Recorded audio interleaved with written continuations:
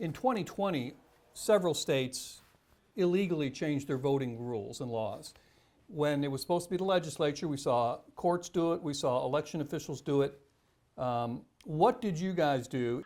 We did a couple of things, made turning in absentee ballots for folks in that area easier by allowing them to turn those ballots in at any Board of Elections office in the state or at any early polling site in the state. North Carolina law says the governor appoints election boards, so all the local election boards in the state are controlled by Democrats.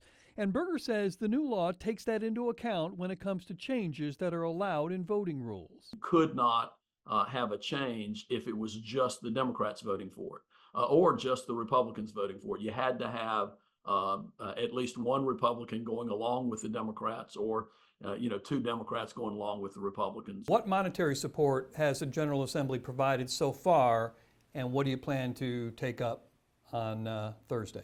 Yeah, so the bill we passed previously was, I think it was $270+ million that went primarily to assist with cash flow issues and local matches for FEMA dollars, and a clear understanding that even this, which will total somewhere north of $700 or $800 million so far, is not going to be the end of it. All of that money is from the state's $4.75 billion rainy day fund, nearly 20% of its total. And one of the concerns that we have, because we're going to dip into it pretty significantly, is that, we're still in hurricane season. There could be another one that comes along, or, we may very well have storms, tornadoes, and other things next year. Will the General Assembly look to make any changes to building codes and other types of laws that will prevent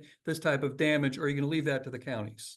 What we likely will do is make some modifications to the permit issuance process to try to cut down on the time, to try to speed up the issuance of permits to do building. People have said we shouldn't let people build so many things on steep hills, or if we do, we need to require certain methods of building that prevent them from simply washing away. That's not something the Assembly should look at?